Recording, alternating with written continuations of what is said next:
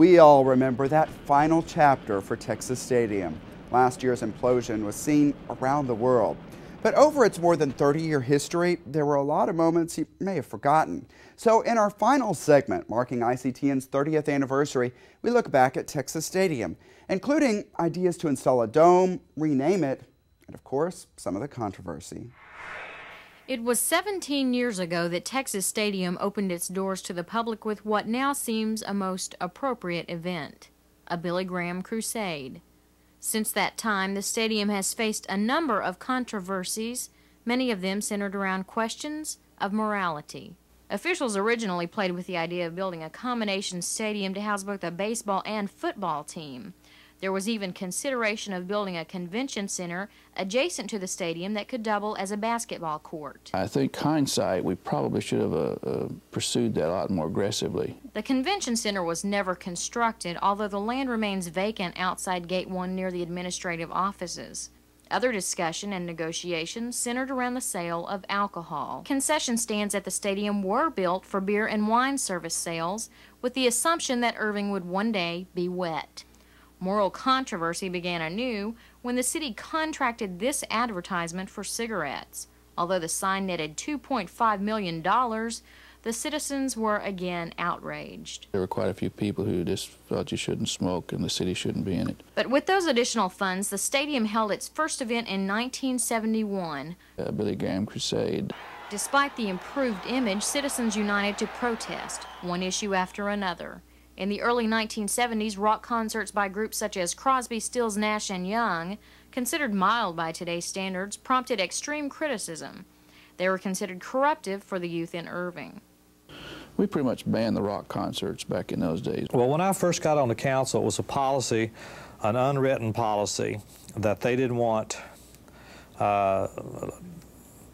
and I don't want to step on anybody's toes, but more or less loud rock music or the kind of thing like that that a lot of people felt was bad for our young people and even, you know, early 20s, we'll say. By 1984, Texas Stadium Corporation, which manages the stadium, was allowed to end its policy of checking coolers for liquor.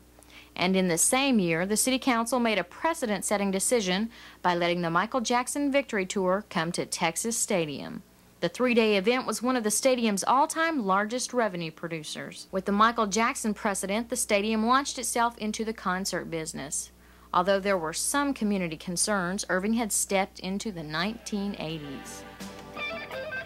Madonna in 1987, followed by a number of concerts this year, including Pink Floyd, were fairly uneventful. But concerts at the stadium still are not no-holds-barred. In 1987, heavy metal band ICTN was denied permission to perform at Texas Stadium after some council members expressed concerns. But council opinion is not necessarily binding. The deal we have with them is that they can bring more or less anybody they want to in there. Legally, they could have had ICTN. It's just a case of where some council members and probably the majority of the council members had a problem with it. This group in particular had somewhat of a history of inciting, I won't say violence, but some rambunctious behavior. And at a more recent concert featuring lead band INXS, a heavy metal group called Guns N' Roses was asked to leave the stadium and the city after completing less than half of its act because of obscene language and gestures. Most Irvingites today will agree that the benefits of the stadium outweigh that type of inconvenience. It was a question we had all along when we were trying to develop it, was what's in it for Irving? And I think it has done exactly for Irving what we thought it would. For Irving Review, I'm Karen Sykes. Looking noticeably scruffier than the midshipman he portrayed in the movie An Officer and a Gentleman, actor David Keith warmly greeted local fans gathered on the 4th floor of City Hall last week for a special meeting. It was the eve of Tom Landry Appreciation Day, and Keith had just flown in from Los Angeles wearing the same clothes he had worn on the Pat Sajak show the night before. Illustrating that not all Dallas Cowboy fans live in Texas, Keith recited the history of his childhood attachment to the Cowboys and to the man who coached them, Tom Landry. Flanked by Radio Y95 morning guys, Bill Evans and Trey Matthews, Keith pitched changing the name of Texas Stadium to Tom Landry Texas Stadium. So even the field could be Tom Landry Field. I mean, but I just like the sound of Tom Landry Texas Stadium, which what would be called on television is Landry Texas Stadium. But neither the 3 council members present nor the mayor were buying.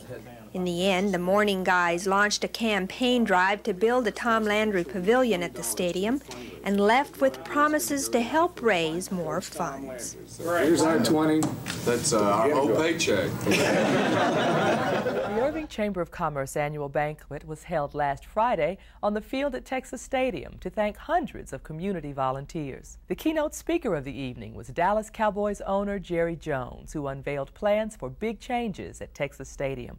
Maria Kirshner reports. Nowhere in this country or internationally will anyone ever have a facility to match this.